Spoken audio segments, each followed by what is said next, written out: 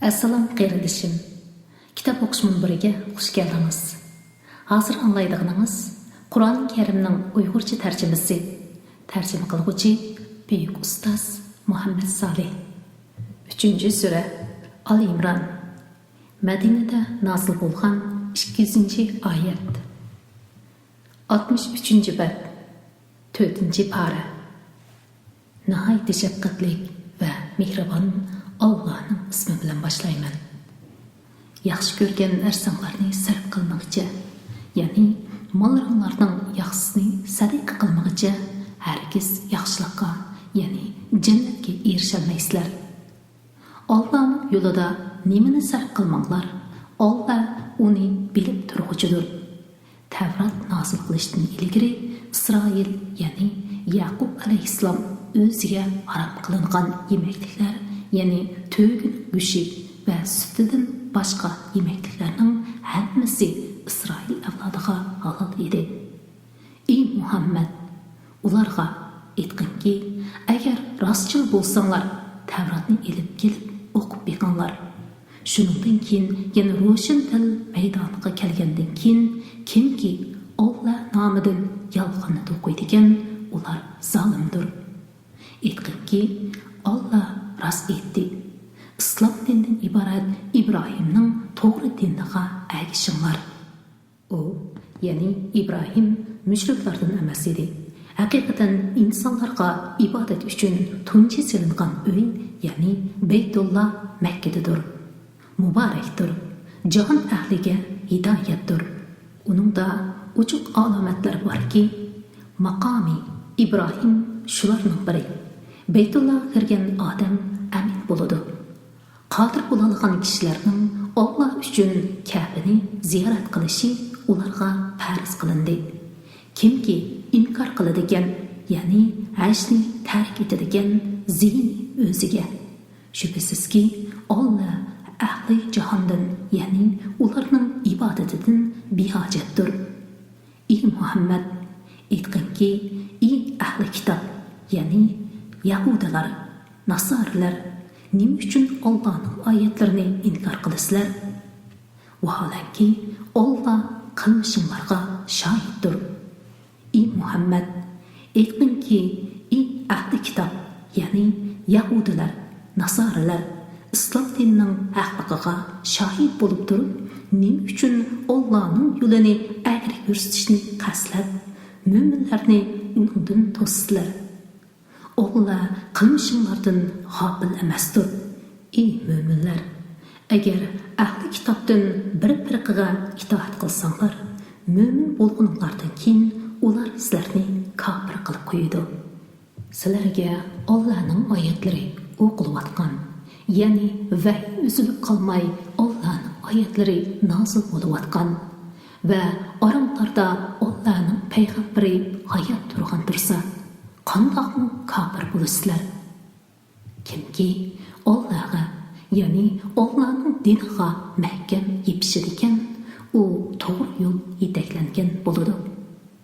Ey mo'minlar, Allohga loyiq ravishda taqvodorlik qilinglar. Faqat musulmonlik holtinglar bilan vafot bo'linglar. Hammanglar Allohning og'amchisiga, ya'ni Allohning diniga mahkam yepishinglar. Ayrılmanglar, ya'ni sizlardan ilgari Yahudilar va Nasaralar ixtilof qilishgandek, dinda ixtilof qilishmanglar. Allohning sizlarga bergan ne'matini aslanglar.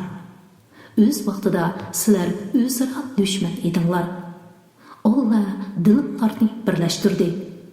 Allohning ne'mati bilan o'zaro qiynaltosh bo'ldinglar. Sizlar do'zax cho'qurining garvikida edinglar. Alloh sizlarni islom orqali undan qutqizdi. Sizlarning hidoyat tepishinglar uchun Alloh oyatlarini sizlarga shundoq bayon qiladi.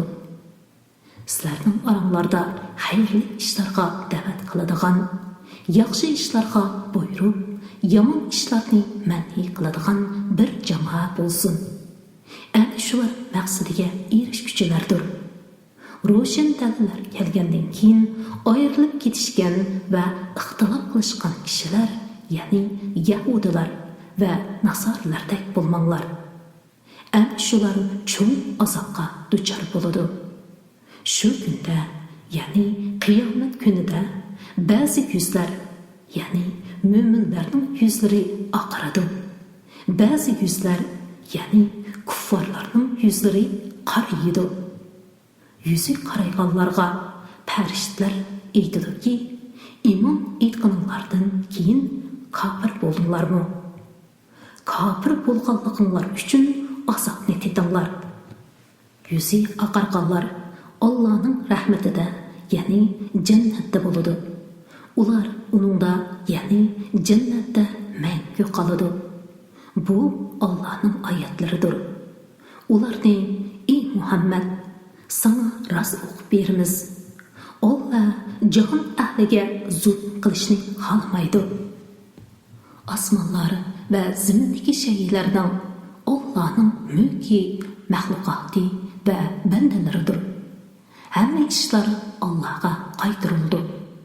Ey Muhammad ummati, sizlar insonlar manfaati uchun o'tirib chiqarilgan yaxshilikqa buyurib, yomonlikdan to'sadigan Allohga iymon etadigan eng yaxshi ummatsizlar. Agar ahli kitob, ya'ni Yahudilar, Nasorilar iymon etsa, ya'ni Muhammad alayhisalomga nozil qilingan vahiyga ishonsa, ular uchun dunyo va oxiratda albatta yaxshi bo'ladi. Ularning ichida mo'minlarmi bor? Ularning to'lisi fosiqlardir. Ular sizlarga azob berishdan boshqa hech qanday ziyon zahmat yetkazolmaydi. Agar sizlar bilan urushsa, sizlarga orqasini qilib qochadi. Ondan ularga yordam berilmaydi. Ularning qayerda bo'lmasin, Allohning va musulmonlarning himoyasida bo'lganlaridan boshqalari xorliqqa bitib qoldi. Allohning g'azbiga uchirdi. Muhtojlikqa cho'mdi. Bu ularning Allohning oyatlarini inkor qilganliklari va payg'ambarlarni nohaq o'ldirganliklari uchundir. Ularning Allohning farmonidan chiqib ketganliklari va Allohning cheklanmasidan eshib ketganliklari uchundir. Ular bir xil emas. Ahli kitobdan, ya'ni Yahudilar, Nasorilardan kechalari Allohning oyatlarini tilovat qilib turadigan va sajda qilib turadigan bir jamoa kishilar bor. Ular Allohga va oxirat kuniga ishonadi. Yaxshi ishlarga buyuruydi, yomon ishlardan to'sidi, xayrli ishlarni qilishga oldiraydi. Ana shular yaxshilardandir. Ular har qanday yaxshilikni qilsin, u bekor ketmaydi. Alloh taqvodorlarni obdan biladi. Shubhasizki, kofirlarning mollari, bolalari Allohning azobi oldida hargiz hech narsaga dal bo'lolmaydi. Ular do'zax ahlidir. Do'zaxda mangu qoladi. Ularning bu dunyoda riyo qilib bergan sadiqalari o'zlariga zulm qilgan bir qavmining ziroatiga tegib, uni nobud qilib o'tgan sovuq shamolga o'xshaydi. Ilgirning gunohi tufaylidan nobud qilingan bu ziroatga o'xshash Alloh ularning yaxshi amallarini barbod qiladi. Ularga Alloh zulm qilmadi, va lekin ular o'zlariga o'zlari zulm qildi. Ey mo'minlar, o'zinglardan bo'lmaganlarni, ya'ni munofiqlarni sirdosh qilib olmanglar. Ular sizlarga bosqinchilik qilishda bo'shoqlik qilib qolmaydi. Ular sizlarning mushaqqat qilishinglarni orzu qiladi. Ularning dushmanligi egizlardan ma'lum bo'lib turadi. Ularning dillarida yushirgan dushmanligi texim cho'nqur. Shubhasizki, agar tushunadigan bo'lsanglar, sizlarga nurg'un oyatlarni bayon qildik. Ey mo'minlar jamoasi, sizlar ularni do'st tutasizlar. Ular sizlarni do'st tutmaydi. Sizlarga bo'lgan dushmanligini yoshirin tutadi. Sizlar hamma samoviy kitobga ishonasizlar. Shundoq turib ular sizlarni o'ch ko'radi. Ular sizlar bilan uchrashganda iymon etdik deydi. O'zlari yolg'iz qolganda sizlarga bo'lgan ochiqidan barmoqlarini tishlaydi. Ey Muhammad, aytqinki, ochiqlar bilan o'linglar. Ya'ni Alloh o'lguninglarga qadar ochiqlarni davomlashtirsin. Alloh haqiqatan dillardagini bilguchidir. Agar sizlarga kamchilik, mo'lchilik, nusrat, g'animat qatorliq biror yaxshilik yetsa, ular buningdan qayg'uradi. Agar sizlarga ig'irchilik, qohatchilik va mag'lubiyat qatorliq biror yomonlik yetsa, ular buningdan xushal bo'ladi. Agar sizlar ularning asiyatiga sabr qilsanglar va so'zinglarda, harakatinglarda Allohdan qo'rqsanglar, ularning hilasi sizlarga qilchi ziyon yetkazolmaydi. Alloh ularning qilmishlarini haqiqatan to'liq bilguchidir. Ey Muhammad, o'z vaqtida sen atiganda uyingdan Uhudga chiqib, mo'minlarni urush saflariga o'rinlashtirding. Alloh so'zinglarni anglab turg'uchidir, ahvollarni bilib turg'uchidir.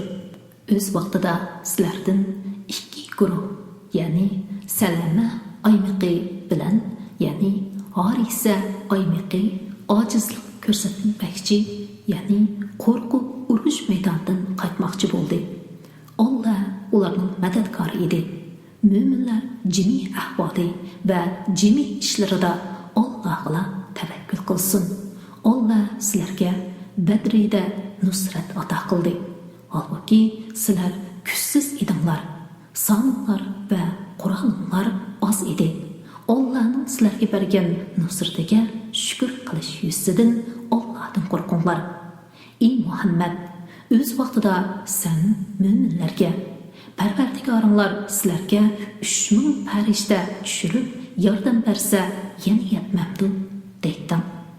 Shunda u yetadi. Agar jangda sabr qilsanglar, Allohdan qo'rqib, uning amriga itoat qilsanglar, dushman darhol hujum qilib kelganda Parvardigoringlar sizlarga 5000 nishonli farishta bilan yordam beradi. Alloh uni, ya'ni farishtalar orqali yordam berishni faqat sizlarga xush xabar bo'lsin va dinlar shuning bilan xotirjam bo'lsin. Shuning bilan dushmanning sonining ko'pligidan qo'rqmasin deb qildi. Yordam faqat g'olib, hikmat bilan ish qiluvchi Alloh tarafidandir. Allohning yordami kofirlarning bir turkumini halok qilish uchun yoki ularni rasvo qilib, ularning umidsiz holda mag'lub bo'lishlari uchundir. Ey Muhammad, hech ish, ya'ni bandalarning ishlarining tadbiri sening ixtiyoringda emas. Alloh ya ularning musulmon bo'lsa tavbasini qabul qiladi, ya ular zolim bo'lganligi uchun kufrida chin tursa, ularni azobga duchor qiladi. Osmonlardagi va zimindagi narsalarning hammasi Allohning mulkidir. Alloh xohlagan kishiga mag'firat qiladi, xohlagan kishiga azob qiladi. Alloh mag'firat qilg'uchidir, nihoyatda mehribondir. Ey mo'minlar, jazoni qatma-qat oshirib yemanglar. Maqsadinglarga erishish uchun Allohdan nahiy qilgan ishlarni tark etib qo'rqinglar. Kofirlar uchun tayyorlangan do'zaxdan, ya'ni do'zaxga kirishga sabab bo'ladigan yomon ishlardan saqlaninglar. Sizlarga rahmat qilinishi uchun Allohga va payg'ambarga itoat qilinglar. Parvardigoringlarning mag'firatiga va taqvodorlar uchun tayyorlangan kengligi osmon zimincha keladigan jannatga oldiringlar. Taqvodorlar kamchilikdimi, qiyinchilikdimi Alloh yo'lida pul, mol sarf qiladiganlar, o'ch ilishga qodir turuqliq, ochiqini yutadiganlar, yomonlik qilgan yoki bo'za qilgan kishilarni kechiradiganlardir. Alloh yaxshilik qiluvchilarni do'st tutadi. Taqvodorlar yomon bir gunoh qilib qolsa yoki o'zlariga zulm qilsa, Allohni yod etadi. gunohlari uchun mag'firat talab qiladi. Gunohni kechiradigan Allohdan boshqa kim bor? Ular qilmishlarini bilib turib davomlashtirmaydi. Ularning, ya'ni yuqorqi xislatlarga ega kishilarning mukofoti Parvardigori tarafidan bo'lgan mag'firat va ostidan o'stamlar eqib turadigan jannatlardir. Bu yerlarda ular mangu qoladi. Yaxshi ish qiluvchilarning erishadigan savobi nima degan yaxshi? Sizlardan ilgari nurg'un ummatlar kelib ketdi. Yer yuzida sayr qilinglar. Haqni yolg'onga chiqarganlarning oqibatining qandoq bo'lganligiga qaranglar. Bu Qur'on umumiy insonlarga bayondir, ya'ni halol bilan haromni ochiq bayon qiladi. Taqvodorlarga to'g'ri yo'l ko'rsatkichidir va vas nasihatdir. Jihoddan bo'shib qolmanglar. Shehid bo'lganlar uchun qayg'urmanglar. Agar mo'min bo'lsanglar, ustunlik qozonasizlar. Agar sizlarga shikastchilik yetgan bo'lsa, ya'ni bu jangda sizlar yaralangan va shehid bo'lgan bo'lsanglar, dushmanlarga Badri jangida o'xshashla shikastlik yetdi. Ya'ni ular yaralandi va o'ldirildi. Bu kunlarni insonlar orasida aylantirib turamiz. Ya'ni g'alabani hamisha bir firqada qilmay, bir kuni bu firqada, bir kun u firqada qilamiz. Bu Allohning haqiqiy mo'minlarni munofiqlardan ayirishi uchundir. Sizlarning shehidlardan qilishi, ya'ni sizlardan ba'zilarning shehidlik darajasiga musharraf qilishi uchundir. Alloh zolimlarni do'st tutmaydi. Mo'minlarni ularga yetgan musibat orqali poklashi uchundir. Kofirlarni yo'q qilishi uchundir. Ey mo'minlar jamoasi, Alloh sizlardan haqiqiy jihod qilganlarni va jihodning jafo mushaqqatlariga chidovchilarni bilmay, ya'ni ayirmay turib, faqat og'zinglarda iymon etdi deyish bilanla jannatga kirishni o'ylamsizlar. Sizlar o'lim, ya'ni dushman bilan uchrashishdan ilgari uni orzu qilatdinglar. Mana uni o'z ko'zinglar bilan ko'rdinglar. Endi nemishqa mag'lub bo'lasizlar? Muhammad faqat bir payg'ambardir. Uningdan burun ko'p payg'ambarlar o'tdi. Ularning ba'zilari o'z ajali bilan o'lgan, ba'zilari boshqalar tarafidan o'ldirilgan. U vafot bo'lsa yoki o'ldirilsa, orqanlarga yenib olamsizlar. Ya'ni iymondan yenib murtad bo'lamsizlar. Kimki orqasiga yenib oladi ekan, ya'ni murtad bo'ladi ekan, u Allohga qilchi ziyon yetkazolmaydi. Alloh shukr qiluvchilarni mukofotlaydi. Hech kishi Allohning iznisiz o'lmaydi.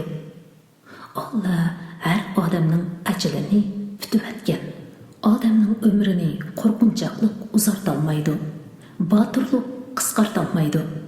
Kimki dunyo savobini ko'zlasa, uningga dunyoning savobini beramiz. Uning oxiratlikdan nasibasi bo'lmaydi. Kimki oxiratning savobini ko'zlasa, uningga oxiratning savobini beramiz. Shukr qiluvchilarni mukofotlaymiz. Nurg'un payg'ambarlar bilan ko'plagan xudochul o'limalar birlikda jang qildi.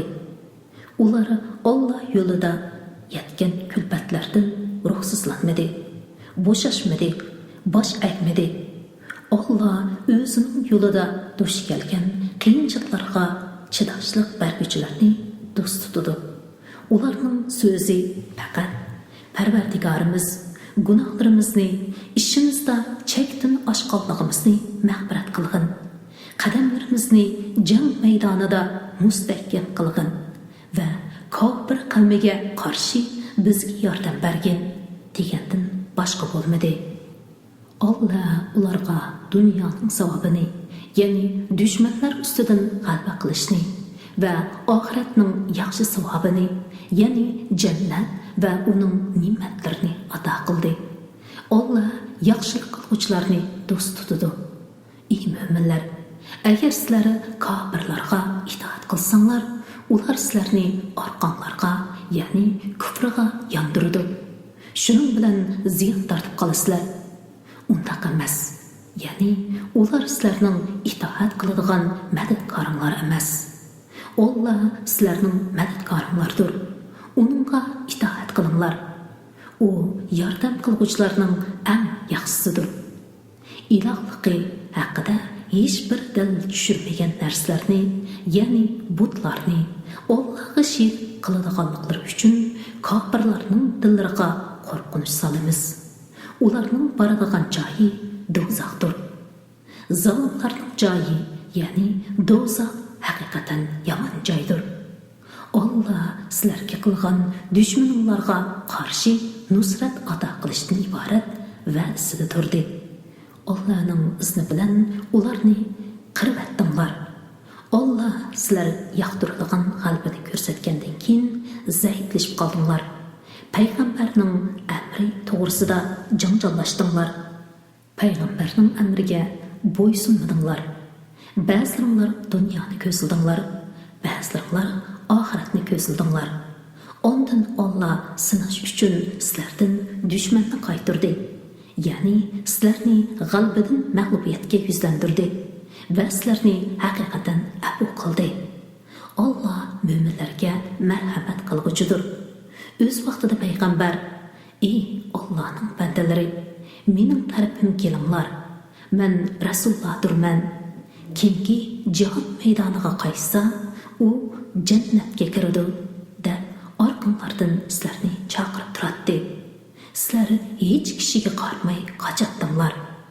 Bundan keyin qo'linglardan ketgan narsaga, ya'ni g'animatga, beshinglarga kelgan musibatga, ya'ni mag'lubiyatga qayg'urmasliklaringiz uchun Allah sizlarga g'am ustiga g'am berdi. Ya'ni sizlarni g'animatdan mahrum qilganning ustiga mag'lubiyat bilan jazoladi. Allah qilmishinglardan xabardordir. Hamdan keyin Allah sizlarga aminlik tushirib berdi. Sizlarning bir qismlarini, ya'ni haqiqiy mo'minlarni mo'gidek bosdi. Yana bir qismlar, ya'ni munofiqlar o'zlari bilan bo'lib ketdi. Ya'ni kuffarlar qayta hujum qilarmi deb jon qayg'usi bilan bo'lib ketdi. Bular jahiliyat davri kishilarga o'xshash Allohga qarata noto'g'ri gumonlarda bo'ldi. Ular bizga Alloh va'da qilgan g'alabadan nasibi bormi deydi. Aytqinki, hamma ish haqiqatan Allohning ilkida. Ular sana oshkor qilmaydigan narsalarni o'z ichiga yoshirishadi. Ular agar bizga g'alabadan ozroq nasiba bo'lsa edi, u yerda o'ldirilmaydi deydi. Ey Muhammad, aytqinki, agar sizlar uylaringlarda bo'lgan taqdirdami, oranglardagi o'ldirilishi butunlab etilgan kishilar cho'qim o'zlarining o'ladigan joylariga berishidi. Allohning qazosidan qochib qutulg'ili bo'lmaydi. Allohning mundaq qilishi ko'ngillardagini sinash va qalblardagi narsalarni poklash uchundir. Alloh ko'ngillardagini yaxshilik bo'lsin, yomonlik bo'lsin bilguchidir. Ikki qo'shin, ya'ni musulmonlar bilan mushriklar bir-biri bilan uchrashgan kunda ichinglardagi jangdan haqiqatan yuz o'rgan kishilarni ba'zi qilmishlari, ya'ni payg'ambarning amriga muxolifatchilik qilganligi tufaylidan shayton tiyildirishga urindi. Allah haqiqatan ularni afv qildi. Allah haqiqatan mag'firat qilg'uchidir, nihoyatda alimdir. Ya'ni osiylik qilganlarni jazolashga oldirab ketmaydi. Ey mo'minlar, safarga chiqqan yoki g'azotga chiqqan qarindoshlar haqida ular yerimizda bo'lganda o'lmaydi va o'ldirilmaydi degan kofirlarga o'xshash bo'lmanglar. Allah buni ularning dillarida hasrat qilsin. Allah tirildirdi va o'ldirdi. Ularning g'azotga chiqmasligi ularni o'limdan qutuldira olmaydi. Allah qilmishinglarni ko'rib turg'uchidir. Şüphesizki, eğer sizler Allah yolida, yani g'azotda o'ldirilsanglar yoki g'azotga ketib berib o'z ajdaodlar bilan o'lsanglar, sizlarga Allah tarafidan bo'lgan mag'firat va rahmat albatta ularning to'playdigan dunyosidan ortiqdir. Agar sizlar o'z ajdaodlar bilan o'lsanglar yoki jon maydonida o'ldirilsanglar, oxiratda cho'qim Allohning dargohiga to'plansizlar. Allah sizlarni amallarga qarab mukofotlaydi. Allohning rahmati bilan sen ularga muloyim bo'lding. Agar qo'pol, bag'ri qattiq bo'lgan bo'lsang, ular cho'raqdan tarqab ketadi. Ularni afv qil. Ular uchun mag'firat tilagin. Ishda ular bilan kengashgin. Kengashgandan keyin bir ishqa bel bog'lasang, Allohga tavakkul qilgin. Allah haqiqatan tavakkul qiluvchilarni do'st tutadi. Agar Allah sizlarga yordam bersa, sizlarni hech kishi yengolmaydi. Agar Allah sizlarga yordamini tark etsa, Allohdan boshqa sizlarga kim yordam berdi? Mo'minlar yolg'iz Allohga tavakkul qilsin. Ya'ni hamma ishni Allohga topshirsin. Hech qanday bir payg'ambar g'animatga xiyonat qilmaydi. Ya'ni buni tasavvur qilib bo'lmaydi. Kimki g'animatga xiyonat qiladigan, qiyomat kuni u xiyonat qilgan narsasi bilan, ya'ni xiyonat qilgan narsasi gajgisiga ortilgan holda keladi. Har kishining qilgan amaliga to'liq mukofot yoki to'liq jazo berildi. Ularga yaxshilar savobini kamaytirib etib, osiylarning jazosini oshirib etib, zulm qilinmaydi. Allah'ның razılıqını izleyen kişi, Allah'ның g'azabiga uchrashga tegishli bo'lgan kishiga o'xshabdi. Allah'ның g'azabiga uchrashga tegishli bo'lgan kishining boradigan joyi jahannamdir. Jahannam nima degan yomon joy? Allah'ның dargohida ularning darajasi turli bo'ladi. Allah ularning qilmishlarini ko'rib turguchidir. Allah mo'minlarga Allohning oyatlarini tilovat qiladigan, ularni gunohlardan pok qiladigan, ularga kitobni va hikmatni, ya'ni Qur'on bilan sunnatni o'rgatadigan, o'zlaridan bo'lgan bir payg'ambar avatdi, ularga cho'ng ihson qildi. Halbuki ular burun ochiq gumrohlikda edi.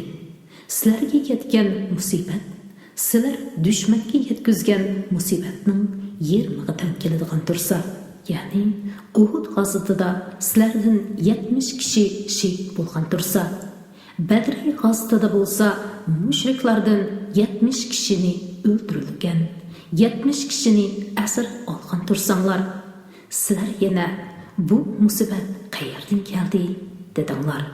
Aytganki, u sizlarning o'zringlardan, ya'ni payg'ambarning amriga xiloflik qilganliginglar va g'animatga heriz bo'lganliginglardan bo'ldi. Allah haqiqatan har narsaga qodirdir. Ikki qo'shin uchrashgan kunda, ya'ni musulmonlar bilan mushriklar to'qnashgan Uhud jangida sizlarga kelgan musibat Allohning irodasi bilan kelgandir.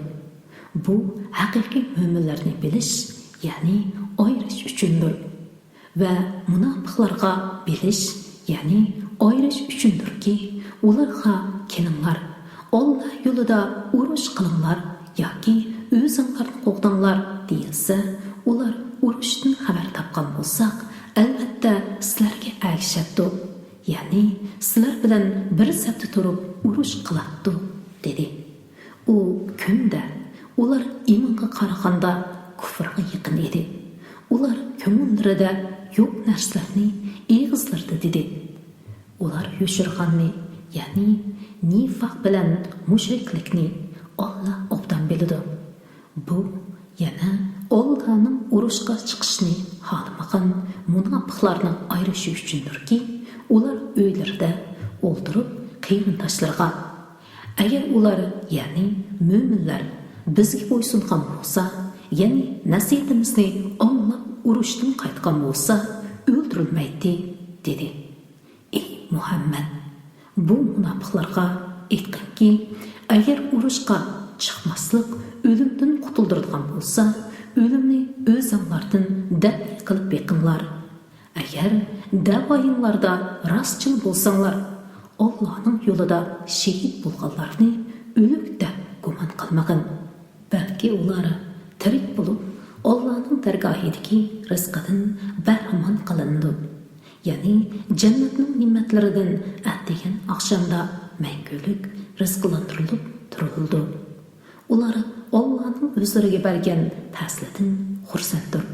O'zlarining orqasidan texnik yetib kelmagan, ya'ni shahid bo'lmay tirik qolgan qarindoshlarga oxiratda na qo'rqinish, dunyodan ayrilganligiga na qayg'u yo'q ekanligi bilan xush xabar berishni tilaydi.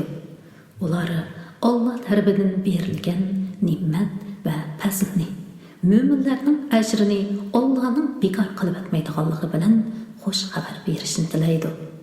Uhud g'azotida yaralangandan keyin Allohning va payg'ambarning chaqirig'iga ovoz qo'shganlar, ular ya'ni mo'minlardan yaxshi amallarni qilganlar va taqvodorlik qilganlar cho'ng savobga erishidi. Mushriklar tarafdori bo'lgan odamlar ularga shak shubhisizki kishilar, ya'ni Qurayshlar sizlarga qarshi qo'shin to'pladi. Ulardan qo'rqinglar dedi. Bu so'z ularning iymonini kuchaytirdi. Ular bizga Alloh kifoya, Alloh nima degan yaxshi homiy dedi. Ular Allohning ne'mati va fasli bilan qaytib keldi. Hech qanday ziyon zahmatga uchramadi. Ular Allohning roziligini istadi. Alloh ulug' fasl egasidir. Ana shu shayton o'z do'stlarini, ya'ni kuffarlarni qo'rqitadi. Agar mo'min bo'lsanglar, ulardan qo'rqmanglar, mendan qo'rqinglar. Ey Muhammad, kufrga o'zlarini ataganlar, ya'ni so'zlari va harakatlari bilan kufrga shapashlaydigan munofiqlar seni g'amgin qilmasin. Ular haqiqatan kufri bilan Allohga qilcha ziyon yetkazolmaydi. Alloh oxiratda ularga savobdan hech bir nasib bermaslikni xohlaydi. Ular cho'ng azobga duchor bo'ladi. Iymonni kufrga tegishganlar, ya'ni mazkur munofiqlar kufri bilan Allohga qilcha ziyon yetkazolmaydi. Ular qattiq azobga duchor bo'ladi. Kofirlar o'zlariga jazo bermasdan muhlat berishimizni, ya'ni umrni uzun qilishimizni herkes o'zlari uchun foydali deb gumon qilmasin. Ularga muhlat berishimiz va ajalini kechiktirishimiz faqat ularning gunohining ko'payishi uchundir. Ular oxiratda xor qilg'uchi azobga duchor bo'ladi. Alloh yomonni, ya'ni munofiqni, yaxshidan, ya'ni mo'mindan ayirmoqchi mo'minlarni, ya'ni sizlarni hozirgi petinglarcha qo'ymaydi. Alloh sizlarni g'aybdan xabardor qilmaydi. Va lekin Alloh payg'ambarlardan xolig'ini tanlab, uningga Muhammad alayhisalomga munofiqlarning holini bildirgandek g'aybni bildirdi. Allohga va uning payg'ambarlariga iymon etinglar.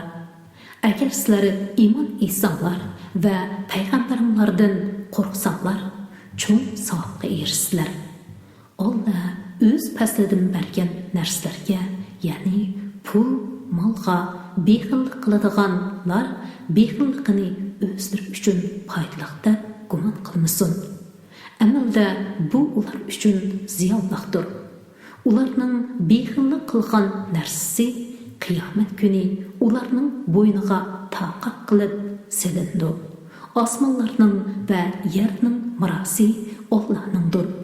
Ya'ni koinotdagi hamma narsa Allohning mulki bo'lib, ular fani bo'lgandan keyin Allohning dargohiga qaytadi. Alloh qilgan amallarimlardan xabardordir. Alloh bo'lsa haqiqatan faqir, biz bo'lsak boy degan kishilar, ya'ni Yahudlarning so'zini Alloh haqiqatan angladi. Ularning so'zlarini va payg'ambarlarni nohaq o'ldirganliklarini xotirlab qo'yamiz. Ya'ni noma amaliga muakkal farishtalarga buni ularning noma amaliga yezishni buyuramiz. Hamda oxiratda farishtalar tili orqali kuydirguchi azobni dedinglar deymiz. Bu sizlarning qilmishinglar tufaylidandir. Alloh bandalarga zulm qiluvchi emasdir. Ular Tavratda Alloh bizni osmondan tushgan o't yeb ketadigan bir qurbonlik keltirmagicha haqiqatan hech bir payg'ambarga iymon keltirmaslikka buyurdi dedi. Bu iftira bo'lib, Alloh ularni buyurgan emas. Ey Muhammad, ularga aytqinki, sizlarga mo'jizlar va sizlar aytgan mo'jiza bilan haqiqatan nurg'un payg'ambar keldi. Agar sizlar da'voyinglarda rostchil bo'lsanglar, ularni nimishqa o'ldirdinglar? Ey Muhammad, ular seni yolg'onga chiqargan bo'lsa, qayg'urib ketmagin. Sendan ilgari o'tgan mo'jizlarni, kitoblarni, ya'ni Ibrohim alayhissalomga nozil qilingan sohiblarga o'xshash samoviy kitoblarni va nurli kitobni, ya'ni Tavrat, Injilga o'xshashlarni ilib kelgan nurg'un payg'ambarlarmi yolg'onga chiqarilgan edi. Har bir jon egasi o'limning ta'mini tetig'uchidir. Sizlarning ajringlar, ya'ni amallaringlarning savobi qiyomat kuni to'liq berildi. Kimki do'zaxdan yiroq qilingan va jannatga kirgizilgan ekan, u murodiga yetgan bo'ladi. Dunyo tirikchiligi faqat aldaydigan moldan iboratdir. Ya'ni aldaydigan narsa bo'lib, ozgina bahramon bo'lgandan keyin tugaydi. Sizlar mollaringlarda sadiqaga buyrilish va ofat yetishi bilan va jonlaringlarda qatl qilinish, asir ilinish, kasal bo'lish bilan cho'qim sinilisizlar. Sizlardan ilgari kitob berilganlar, ya'ni Yahudlar va Nasorlardan, mushriklardan cho'qim nurg'un yomon so'z anglaysizlar. Agar yuqorqi ahvollar yuz berganda sabr qilsanglar, so'zinglar va harakatinglarda Allohdan qo'rqsanglar, undaqda bu haqiqatan iroda bilan qilinishga tegishli ishlardandir. O'z vaqtida Alloh kitob berilganlar, ya'ni Yahudlardan kitobni, ya'ni kitobning Allohning ahkomlarini kishilarga cho'qim bayon qilib berishga va yushirmaslikqa ahd oldi. Lekin buni, ya'ni ahdini ular orqasiga tushiribdi va uni ozgina badalga, ya'ni dunyoning arzimas narsasiga tegishdi. Ularning tegishib olgani nima degan yomon? Ey Muhammad, qilgan ishlaridan, ya'ni ahdni yapqanlikdan xushal bo'ladigan, qilmagan ishlari bilan madhiylanishni yaxshi ko'radigan kishilarni hargiz Allohning azobidan qutuldi deb gumon qilmagan. Ular qattiq azobga duchor bo'ladi. Osmonlarning va zaminning podshohligi Allohga xosdir. Alloh hamma narsaga qodirdir. Shubhasizki, osmonlarning va zaminning yoritilishida, kecha bilan kunduzning navbatlashib turishida aql egalari uchun albatta ro'shan dalillar bor. Ular o'rib turgandimi, o'ltirgandimi, yotgandimi Allohni aslab turadi. Osmonlarning va zaminning yoritilishi to'g'risida fikr yurgizadi. Ular aytadi: Parvardigorimiz, buni bekor yaratmading. Sen pokdirsan. Bizni do'zax azobidan saqlagin. Parvardigorimiz, sen kimniki do'zaxga kirgizgansan, uni albatta xor qilgan bo'lasan.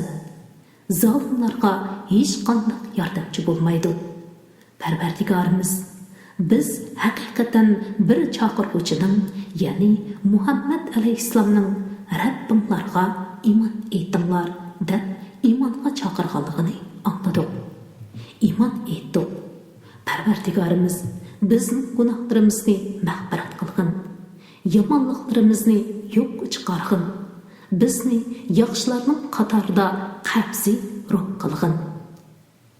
Parvardigorimiz bizga payg'ambarlar orqali va'da qilgan narsani, ya'ni itoat qilganlarga xos bo'lgan jannatni bergin. Qiyomat kuni bizni rasvo qilmag'in. Sen haqiqatan va'danga xiloflik qilmaysan. Ularning duosini Parvardigori ijobat qildi. Men sizlardan er bo'lsin, ayol bo'lsin, har qanday bir yaxshi ish qiluvchining qilgan amalini bekor qilib atmayman. Sizlar bir-biringlardan to'ralgan. Hijrat qilganlar, yurtlaridan haydab chiqarilganlar, mening yo'limda, ya'ni Allohning dini uchun aziyat tortganlar, urushga qatnashganlar, ya'ni mening yo'limda urushganlar va mening yo'limda o'ldirilganlarning gunohlarini mag'firatim va rahmatim bilan albatta yo'q chiqaraman. Albatta, ularni ostidan o'zlari eqib turadigan jannatlarga kirgizaman. Bu ularning yaxshi amallari uchun Alloh tarafidan berilgan mukofotdir. Allohning dargohida yaxshi mukofot, ya'ni jannat bor. Kofirlarning pul, mol, obro'y, martaba izlash yuzidan shaharlarda kezib yurishlari seni oldimisin. Bu ozg'ina mahrum bo'lishdir. Kelgusida ularning joyi jahannam bo'ladi. U nima degan yomon to'shak? Parvardigoriga taqvodorlik qilgan kishilar ostidan o'z damlar eqib turadigan jannatlardan mahrum bo'lib, u yerda mangu qoladi. Bu Alloh tarafidan bo'lgan kutulishdir. Allohning dargohidagi narsalar, ya'ni mukofot va hurmat yaxshi bandalar uchun kuffarlar bahramon bo'lgan baqosi yo'q ozg'ina rohatdan ortiqdir.